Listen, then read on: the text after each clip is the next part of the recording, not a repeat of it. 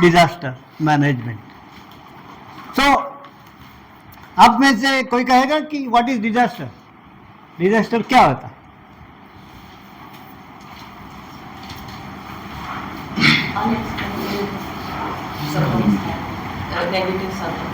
Disaster एक तो all of a sudden होता है, दूसरी चीज उसमें बहुत जान माल का नुकसान होता है, और सोसाइटी पे इसका बहुत इकोनॉमिक और इमोशनल इम्पैक्ट होता है। और ये ऐसी चीज है कि वो अकेले रिकवर उसको रिबिल्ड नहीं कर सकते, you need a cooperation of the society. तो ये जो है लैटिन वर्ड से आया है, डिस प्लस ओस्टियम, और ग्रीक वर्ड है डिस प्लस एस्ट्रॉन, और इट इज समथिंग जो हमारे इंसान के कंट्रोल में नहीं है। तो हम जो हमारे कंट्रोल में नहीं होता है उसको ये कहते हैं ये भगवान के कंट्रोल में है, ये स्टार ओरिजिन है कि ये हमारे हाथ में नहीं है। तो डिजास्टर की डेफिनेशन में ये है कि जो हमारे बस में नहीं है, जो हमारे पे बहुत इम्पैक्ट करता है और उससे हमारा बहुत जान माल नुकसान होता है, ये डिजास्टर है। अब देखिए ये तो ये व्याख्या तो अपनी जगह है, लेकिन एक और चीज है जो हमारे में दिखती है, हमारे रिलेशन का डिजास्टर।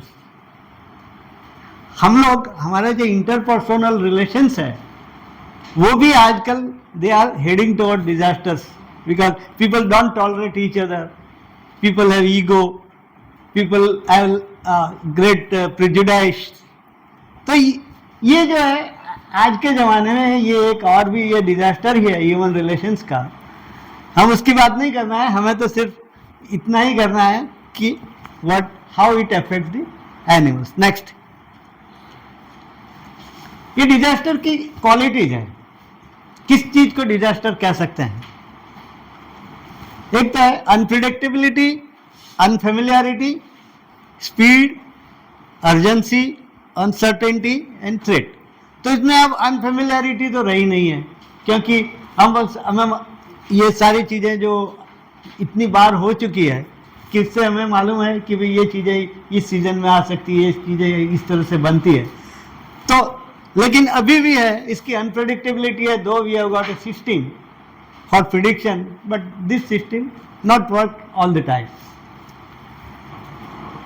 नेक्स्ट,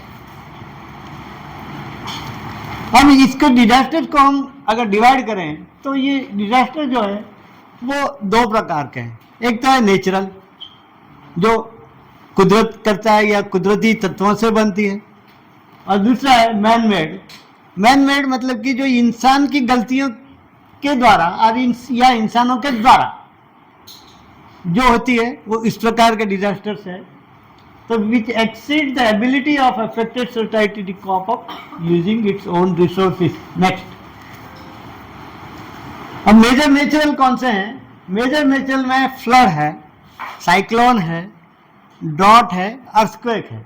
क्योंकि इसमें हम जब बरसात गिरती है, बादल बर्स्ट होते हैं, तूफान आता है, पानी नहीं गिरता है, अर्थक्वेक होता है, तो इसके ऊपर इंसान का कोई काबू नहीं है। ये मेजर है क्योंकि इसमें ज़्यादा जान माल का नुकसान होता है। दूसरा जो है माइनर है, ठंडी होती है, थंडरस्टॉर्म आते हैं, हीट वेव आते हैं, लैंडस्लाइड और स्टॉर्म्स आते हैं। इसमें हमारा कुछ कंट्रोल होता है या इसमें हम कुछ प्रोटेक्टिव मेजर्स पहले से या बाद में ले सकते हैं। नेक्स्ट, दूसरा जो है ये मैन मेड में भी मेजर और माइनर है। तो मैन मेड में आप देखिए कि सेटिंग ऑफ फायर्स, आग लगा देना, डिजीज का एपिडेमिक हो जाना। फॉर एग्जांपल ये जो डिजीज की बात करें तो एपिडेमिक जो था, अभी हम 5 साल पहले ही गुजरे हैं कोविड से, तो कोविड का जो वायरस का ओरिजिन है वो चाइना में कहीं लेबोरेटरी से था। मीन्स अगर ये एक्सपेरिमेंट नहीं होता तो शायद ये कोविड वो वायरस फैलता नहीं, ये पूरे दुनिया भर में उसका हैवक होता नहीं। तीसरा है डिफॉरेस्टेशन, हम हमारे जिसे कहें कि हमारी ज़रूरत के लिए हमने डिफॉरेस्टेशन किया। और चौथा है हमारी जो इंडस्ट्रियाँ हमने जो हमारे लिए इंसान के लिए लगाई, उसकी वजह से जो केमिकल पॉल्यूशन और दूसरे एनवायरमेंटल पॉल्यूशन हुए, उसकी वजह से जो प्रॉब्लम होते हैं वो मेजर मैन मेड है। माइनर मैन मेड है ये रोड या ट्रेन एक्सीडेंट है जहाँ पे ड्राइवर गलती करता है या सिस्टम फेल हो जाती है, वहाँ पर एक्सीडेंट होते हैं। जहाँ हमारे राइट्स होते हैं, लोग आपस में लड़ते हैं, तो ये मैन मेड है। फूड पॉइजनिंग और इंडस्ट्रियल डिजास्टर, एनवायरमेंटल पॉल्यूशन। आपको भोपाल की ट्रेजेडी याद होगी कि भोपाल में कैसे गैस, मिथाइल आइसोसाइनेट गैस की वजह से हजारों लोग मर गए। नेक्स्ट, ये जो है इसका इंडिया का रिकॉर्ड अगर हम देखें कि इंडिया के रिकॉर्ड में डिजास्टर कैसे हुए हैं, तो कि भाई एशिया में जो है 24% death are associated with the disasters, means all this cyclone और थंडरस्टॉर्म और अर्थक्वेक, और 40 million hectares of land is prone to flood, whereas the 60% of land mass is prone to earthquake. इनसे हमारा इंडिया का map देखें तो उसमें जो डिफरेंट जियोग्राफिक जो डिस्ट्रीब्यूशन है, तो उसमें मेजोरिटी जगह पे इवन हम लोगों ने 2001 में भी experience the great earthquake in Bhuj, right? Ahmedabad also felt the tremors and effect. 68% of the area susceptible to drought. And आप देखो कि अगर रिकॉर्ड पर जो है वो हमारे उड़ीसा में सुपर साइक्लोन आया था, साउथ में चेन्नई तमिलनाडु में सुनामी आया था, लातूर में अर्थक्वेक था, गुजरात में भी अर्थक्वेक था, कोसी का फ्लड का था, लैला हरिकेन जो आया था उड़ीसा में, और drought in several state. These are all major natural disasters. Next, ना हम देखते हैं कि इसका इफेक्ट एनिमल्स पे कैसे आता है।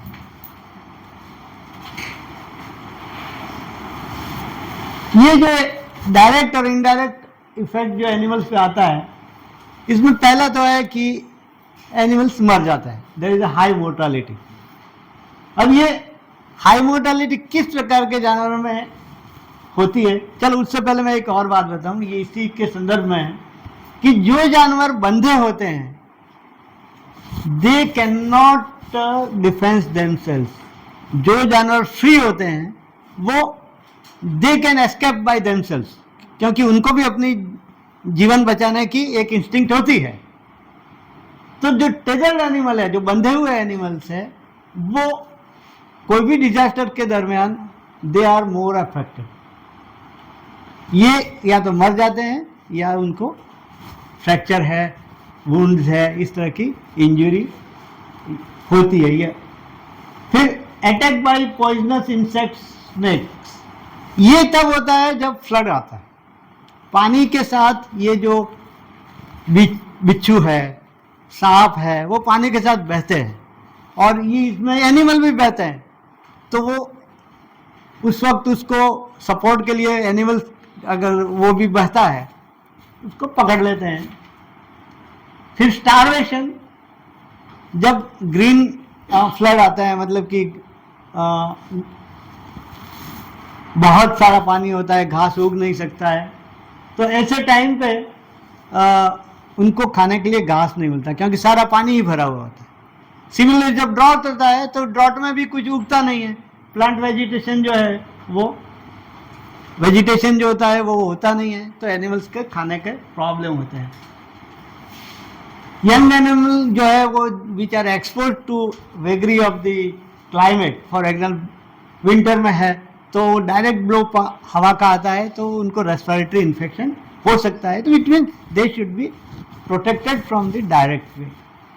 इनडायरेक्ट है, ये सब जब आते हैं तो एनिमल का खाना, उसकी सिस्टम, वो सब डिस्टर्ब हो जाता है और उसकी वजह से their immunity goes down and they are prone to the disease.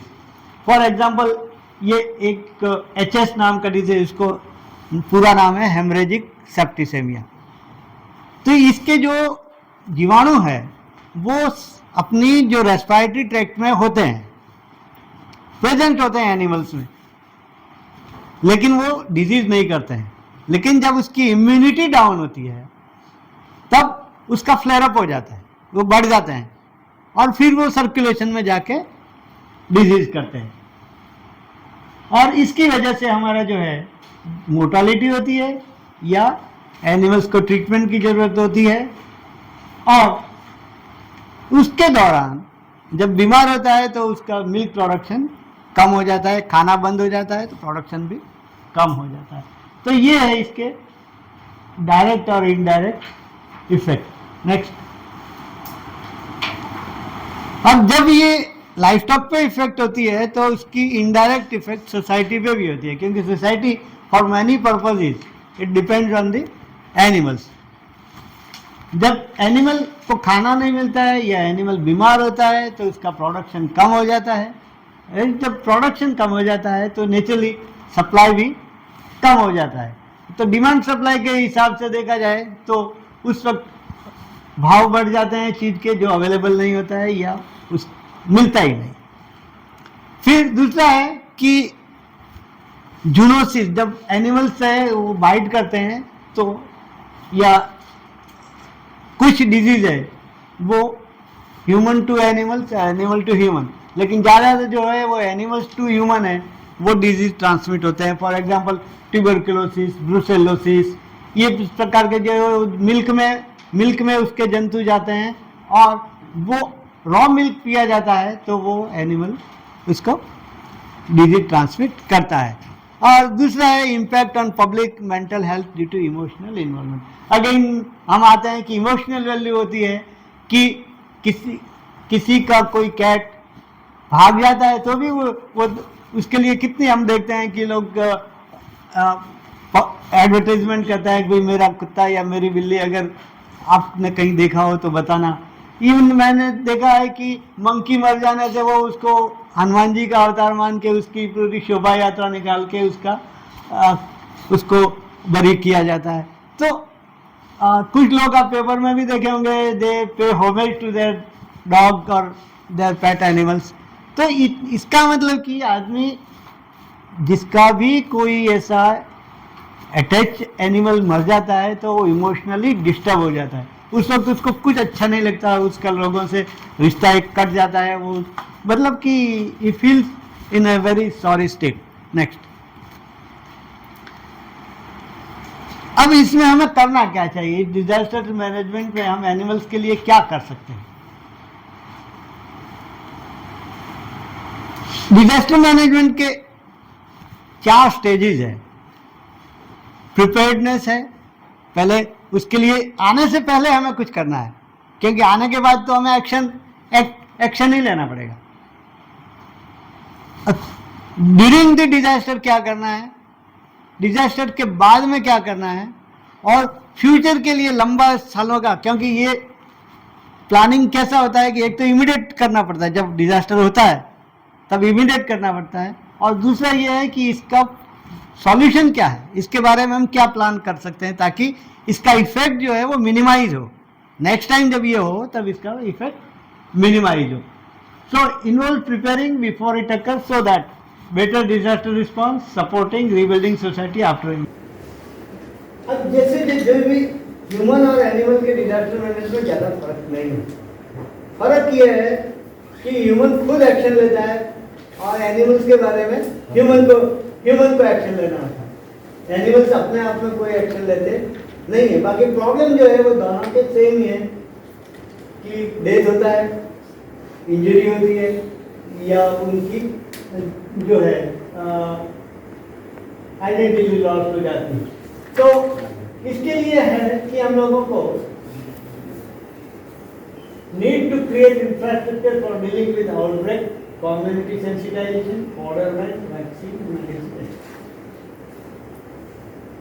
ये क्या होता है कि आपने एक, मान लो आप एक सिटी में हैं, आपने एक ग्रुप बनाया, आपके ग्रुप में एक लीडर होगा जो या वेटनरियन है या और कोई भी एनिमल से रिलेटेड आदमी है जिसको एनिमल्स के बारे में मालूम है कि एनिमल्स कैसा होता है और एनिमल्स कैसे बिहेव करता है और एनिमल्स की रिक्वायरमेंट है।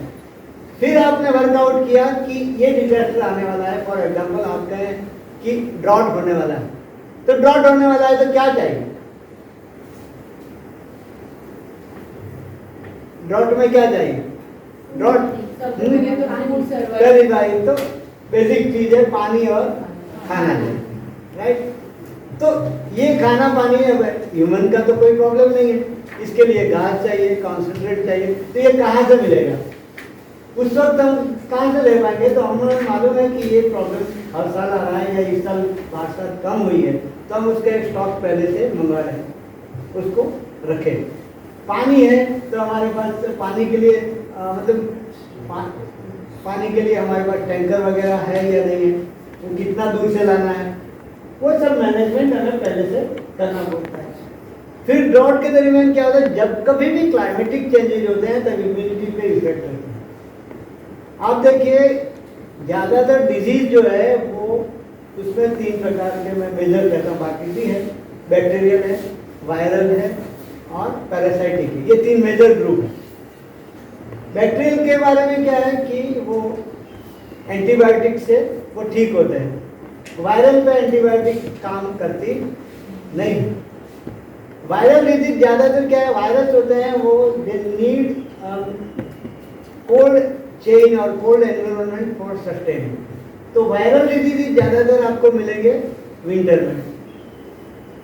और ये जो है पैरासाइटिक है, उसके लिए आपको चाहिए ह्यूमिडिटी एंड टेम्परेचर। जब ह्यूमिडिटी एंड टेम्परेचर बढ़ेगा तो इम्यूनिटी डाउन होगी, जो पैरासाइट है उसका मल्टीप्लिकेशन होगा और इस पीरियड में आपका जो है पैरासाइटिक लोड बढ़ेगा। इसलिए लार्ज एनिमल में हमेशा मॉनसून के बिफोर में एचएस, बीक्यू, एफएमडी नाम के जो डिजीज है उसका वैक्सीनेशन करवा लेना चाहिए। और एक मॉनसून सीजन में, सीजन शुरू होने से पहले, सीजन के दौरान, in between and at the end of the season 3 time आपको डीवर्मिंग करना चाहिए।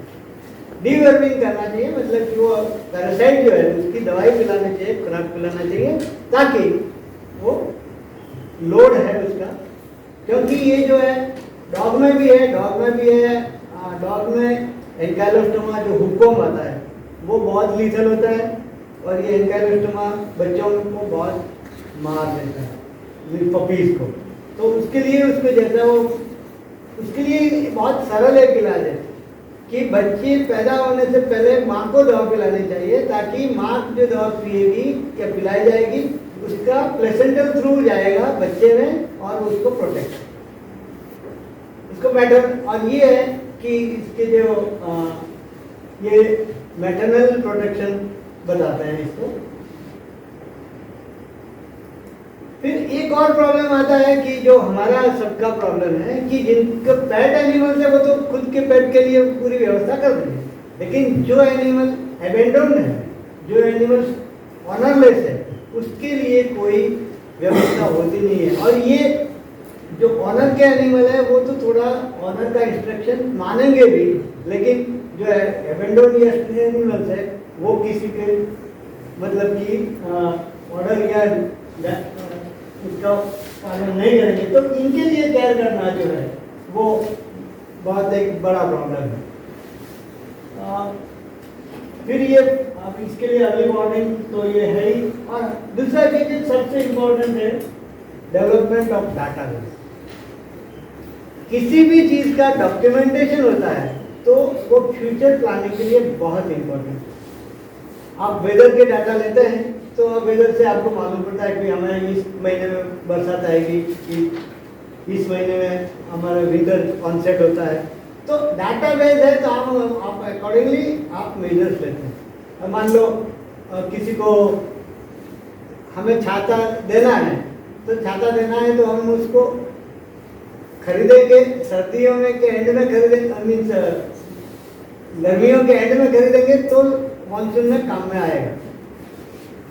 और ये सब चीज के लिए सरकार जो है अपने तरीके से तो काम करती है, लेकिन सरकार की प्रायोरिटीज हमेशा डिफरेंट रहती है। सरकार की प्रायोरिटी उसके अपने प्रॉब्लम होते हैं और वो हर चीज मतलब कि नहीं कर सकती, इसलिए एनजीओ की जरूरत है। तो एनजीओ जो है वो एनजीओ इन्वॉल्व अगर इसमें होते हैं तो हर जगह का एनजीओ अपना अपना काम हिस्से का काम ले लेता है, तो वो है वो जो उनके स्टेक होल्डर्स है उन तक पहुंच पाते। नेक्स्ट,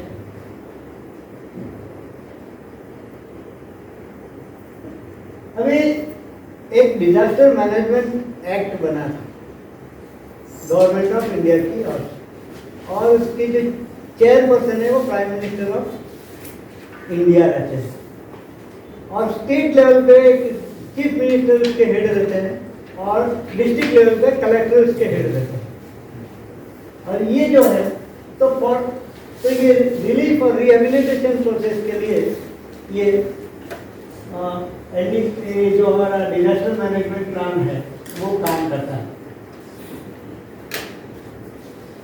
इसके लिए सेंट्रल गवर्नमेंट का भी बजट रहता है और स्टेट गवर्नमेंट का भी बजट रहता है, और अभी तो इतना एडवांस रहता है कि स्कूल के सिलेबस में भी डिजास्टर मैनेजमेंट का चैप्टर रखा गया है। एनडीआरएफ में बोला नेशनल डिजास्टर रिलीफ फोर्स, इसको भी बनाया जा रहा है और इसमें भी वेटनरियंस रखे जा रहे हैं, और इसमें सब ऐसे हैं। अब 2013 में दिल्ली में फर्स्ट कॉन्फ्रेंस हुआ था डिजास्टर मैनेजमेंट इन एनिमल्स। नेक्स्ट, ये चीजें जो है ये जस्ट आपको डिजास्टर की भयावहता क्या है वो बताने के लिए मैं कुछ रेफर है। नेक्स्ट, ये मोजाम्बिक में हुआ था ऑपरेशन नो, इसमें बहुत फ्लड आया था 2000 में।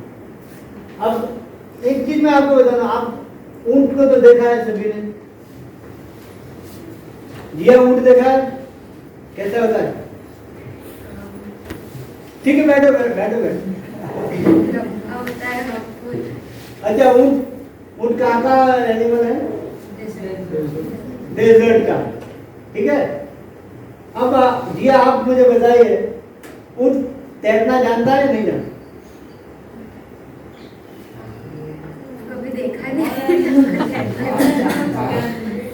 आता ही होगा पर उसको कभी पानी नहीं मिला तो उसने किया नहीं। तो आपका क्या है? नहीं, चलो बताओ, कितने लोग कहते हैं कि ऊंट तैर सकता है? सब लोग कहते हैं कि, ज्यादातर लोग कहते हैं, और कितने लोग ना कहते हैं कि नहीं तैरता। अच्छा चलिए, अब मैं बताता हूँ। आपने कहानी तो सुनी होगी कि एक ऊंट और एक शियाल दोनों नदी पार करके गन्ना खाने जाते हैं खेत में। नई पीढ़ी ने नहीं सुनी होगी, पुरानी पीढ़ी ने सुना। इसका मतलब क्या हुआ कि ऊंट की जो है पीठ पर वो सियाल बैठ के जाता था, और फिर वहां जाके वो दोनों गन्ना खाते थे। तो वहां जाके गन्ना खाने के बाद सियाल की बुद्धि थोड़ी खराब हो गई, तो उसने आवाज निकालना चालू किया। तो ऊंट ने कहा, भैया तो अभी वो खेत का मालिक आएगा तो हमें डंडे पड़ेंगे। तो बोले नहीं, मैं तो गाऊंगा। ठीक है भाई, गाँव आए, वो खेत का मालिक आया तो वे डंडे भी खाए। फिर वापस आए तो नदी में जब उतरा हूँ तो उठने का मुझे नहाने का मन था। तो वो क्या हुआ उसमें नहीं जाते, लेकिन कहने का मतलब वो जो स्टोरी बताती है कि ऊंट कैन स्विम। क्या दिया? Camel can swim. तो ये देखिए, ऐसा है क्योंकि जानवर अपना कहना नहीं सुनते मानते, तो उनको लाना ले जाना एक बड़ी दिक्कत होती है। उसके लिए पहले उसको थोड़ा बाहर निकाल के ट्रेन करना, क्योंकि जो एनिमल बंधे हुए रहते हैं तो उनको बाहर निकालोगे तो उनको ऐसा लगता है कि हम कोई नई दुनिया में आ गए, तो उनको मैनेज करना डिफिकल्ट हो जाता है। दूसरा जो बड़ा प्रॉब्लम होता है वो उनके carcass disposal. Carcass disposal is a big problem. Government में हमेशा डिस्प्यूट होता है किसका काम है। वो कोई कहता है ये तो एनिमल है तो एनिमल हस्बेंड्री डिपार्टमेंट का काम। और एनिमल हस्बेंड्री वाले ये कहते हैं कि भाई ये तो हेल्थ ओरिएंटेड है, ह्यूमन हेल्थ का सब्जेक्ट है, तो आप ये जो ह्यूमन वाले जो ह्यूमन डेथ में भी है और ये लोग ही करते हैं, तो ये आपको करना चाहिए। तो ये जो है ये एक बड़ा मतलब प्रॉब्लम है। तो ये ऑपरेशन नोहा जो है उसने जो काम किया वो वाइल्ड लाइफ को सेव करने का बहुत अच्छी तरह से ये काम किया, जिसमें एंटीलोप, हिप्पोज और बर्ड्स को बचाया गया। मैंने एक पिक्चर देखा था जिसमें ये एक हिप्पो था, वो ये न्यूयॉर्क की या तो बड़े शहर की स्ट्रीट में घूम रहा था, क्योंकि पानी के साथ बह के आ गया, इतना फ्लड आया था। तो rescued killed boats and helicopters to save the animals. Coordinated actions could save ecosystem very things.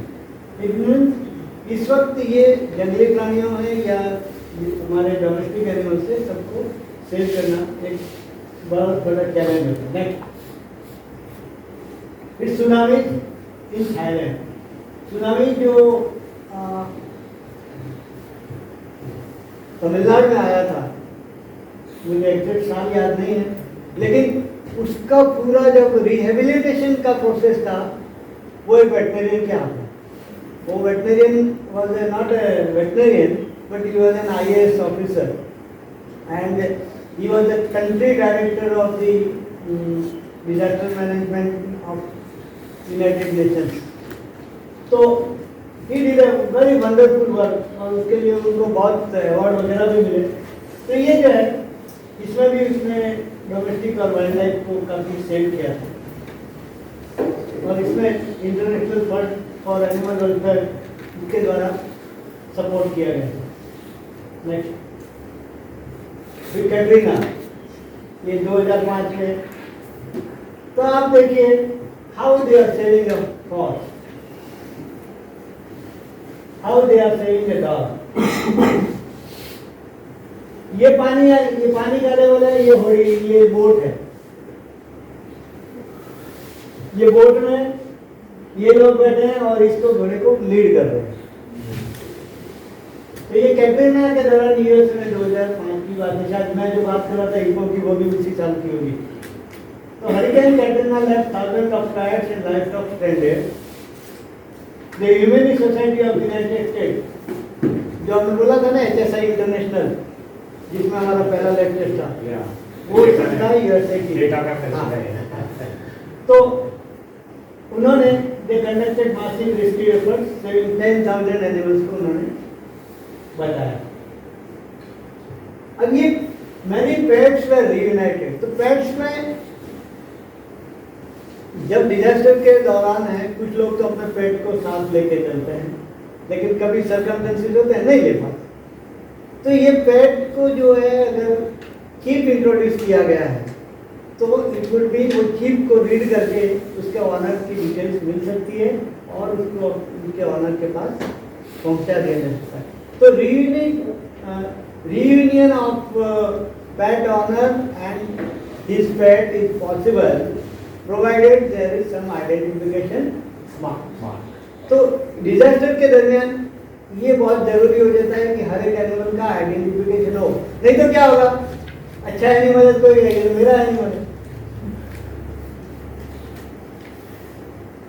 तो इसके डिस्प्यूट हो सकते हैं। तो इसलिए हर एक एनिमल को आइडेंटिफिकेशन होना जरूरी है। सर इंडिया में माइक्रोचिपिंग होता है? चिपिंग इंडिया में भी होता है? इंडिया में भी चालू हो गया है, अहमदाबाद में हो गया, तो है बिल्कुल हो गया। लेकिन अभी लोग मतलब कि अहमदाबाद में भी है, मुंबई में भी है, दिल्ली में भी है, लेकिन क्या है कि अभी शायद कॉस्ट वाइज लोगों को महंगा पड़ता होगा। ये कौन करता है? वेटरनरी? हाँ, veterinary. Many pets were reunited. This event, ये जो हरिकेन आया उसके द्वारा हमें लोगों को सीख मिली कि importance of including animals in disaster plan. उस वक्त जो 10,000 एनिमल्स को सेव किया गया तो उसका मतलब काफ़ी मर भी गए या काफ़ी डिस्प्लेस भी हो गए। तो इस टाइम पे हमें ये जानने को मिला कि यस, एनिमल के लिए भी हमें डिजास्टर प्लानिंग करना जरूरी है। नेक्स्ट,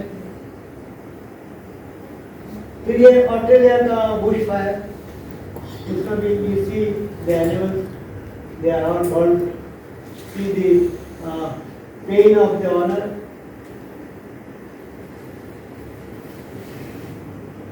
और इसमें see they displace millions of animals. और इसको जितना वो one iconic story in Lewis, koala saved from burning trees by a woman who used her shirt to carry him to safety. ये लेविस, ये एक स्टोरी है कि जिसमें कोला जो है उसको एक औरत ने अपने शर्ट निकाल करके उसको बचाया सेफली ले जाने के लिए। और this rescue brought global attention to wildlife suffering during disaster. Disaster में जो इस तरह के एनिमल की सफरिंग होती है और उसके लिए कैसे लोगों का इमोशन अटैच होता है, वो इसके द्वारा लोगों को ध्यान में आता है। जब कोई चीज़ की स्टोरी बनती है तो पूरी दुनिया का अटेंशन उसके ऊपर जाता है और उससे हमें हमारे जो गोल है उसको आगे बढ़ाने में मदद मिलती है। इसलिए ज़्यादा से ज़्यादा आप देखिए हर चीज़ में पब्लिसिटी और इमोशंस, ये दो चीज़ बहुत इम्पोर्टेंट है। आप देखिए हर एड में आपको बच्चे मिलेंगे या एनिमल्स मिलेंगे, because they are more attached to human mind. Next, Nepal में रिसेंट अर्थक्वेक 7.9, इसमें भी वैक्सीनेशन और ट्रीटमेंट और उनको अलग जगहों में ले जाना, provided food and shelter, the efforts help rebuild the livelihood of the rural community. जहाँ पे एक चाइनीज कहावत, एक लेडी का कोट है कि मैं मर जाऊंगी तो मेरे परिवार को कोई ज़्यादा ही असर नहीं होगा, लेकिन अगर मेरी बफेलो मर गए तो मेरा परिवार भूखा मर गया, बिकॉज वो उसका ब्रेड अर्नर है, वो एक बफेलो। तो जो पुअर फैमिलीज है जिसके पास वेरी फ्यू एनिमल्स है, उसका एनिमल्स मर जाना मतलब उसका लाइवलीहुड खो जाए। तो हर एक की मतलब कि अपनी every animal life count, it matters. Nepal के अर्थक्वेक में भी उन्होंने मतलब नेपाल में गर्मी है तो वहाँ पे भी लोगों को काफी इफेक्ट हुआ। नेक्स्ट,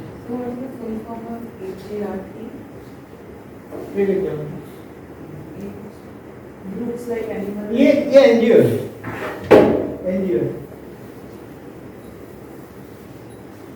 कैलिफोर्निया वाइल्ड फायर 2018, इसमें भी फायर में लोगों ने एनिमल्स को बचाया। ये देखो एनवीए डीजीए तो North Valley animal disaster group, ये these are all NGO. One heroic story involved rescuers saving a horse trapped in a pool, ensuring its survival. तो ये एनिमल्स जो अफेक्टेड है उनको वॉलंटियर्स या वेटरिनरियंस वो उसको प्रोटेक्ट करते हैं, सेव करते हैं, उसको ले जाते हैं। Role of the veterinarian, role of veterinarian role करता है, ये तो अलग चीज है, हम इसकी बात नहीं करेंगे। लेकिन मैं ये बताऊंगा कि आज की तारीख में एक वेटरिनरियन ऐसा है जो पूरे भारत को इम्पैक्ट कर रहा है। Anybody can guess? मैं ऐसा कहूँ कि वो नरेंद्र मोदी से भी ज्यादा पावरफुल है। Ratan Tata.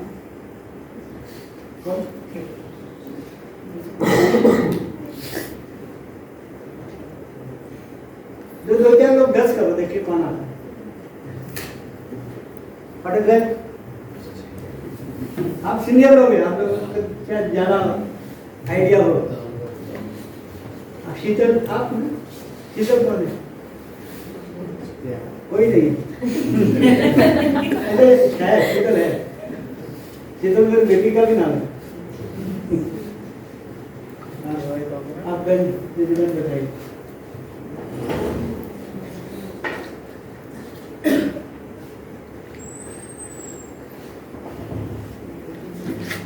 Dr. Mohan Bhagwat.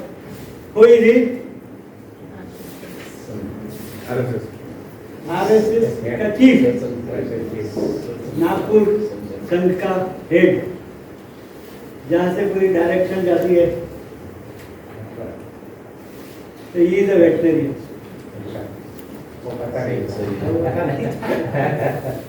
वो एमबीएससी उन्होंने master of veterinary join, BVSc Nagpur से किया, एमबीएससी उन्होंने पैथोलॉजी में ज्वाइन किया था, फिर बीच में से छोड़ दिया और समर्पित संघ को फिर हम संघ से जुड़े हुए, लेकिन ये पता नहीं था। सालों से संघ से जुड़े हुए, हम दोनों संघ से जुड़े, लेकिन ये पता नहीं था, आपने बताया। इसलिए मैंने इनसे पूछा, कोई आपको मालूम होगा? तो ये वेटनरियन का रोल जो है बहुत क्रूशियल रोल होता है। प्रिवेंशन में होता है, ट्रीटमेंट में होता है, पॉलिसी में होता है, पब्लिक हाइजीन और पब्लिक सेफ्टी में होता है, जेनेटिक डिजीज प्रिवेंशन में होता है। तो veterinarians play a critical role during the disaster, ensuring the survival and well-being of animals. या हम सिर्फ disaster के relations में कहते हैं, लेकिन veterinarians are very great people.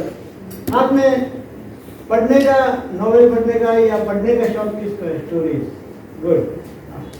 आपने किसी ने अंग्रेजी के नॉवेल कौन पढ़ता है? अंग्रेजी, very good. Have you heard name of the James Harriet? He is a best seller British author, James Harriet. James Harriet is a veterinary, और उसने क्या किया है? अपने वेटनरी का संस्मरण नहीं लिखे, लेकिन वो लिखने का जो अंदाज रहता है उसके हिसाब से उसको बेस्ट सेलर हुआ। फिर आप अभी तो वो रस्सी बंद हो गई, बीसीजी की एक रस्सी आती थी, बीसीजी, ये तो सबको मालूम होगा।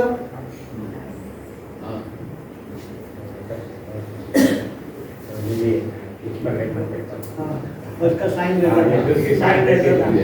था, पुराने लोगों को अभी भी होगा। तो ये बीसीजी का मतलब क्या है, किसको मालूम है? ये इनके साइंटिस्ट के नाम पर बना है, बेसिलस कालमेटाई गायराई। बेसिलस ऑर्गेनिज्म होता है, वो रोग स्वरूप का होता है। ये कालमेटाई गायराई, ये जो साइंटिस्ट के नाम है, उन्होंने ये वैक्सीन को बनाया है, और ये मिस्टर गायराई है वेटनरी। बीसीजी में ये जो गायराई है वो वेटनरी। चलिए आपको एक और वेटनरी बता दूं, अलग ही किस्म का है।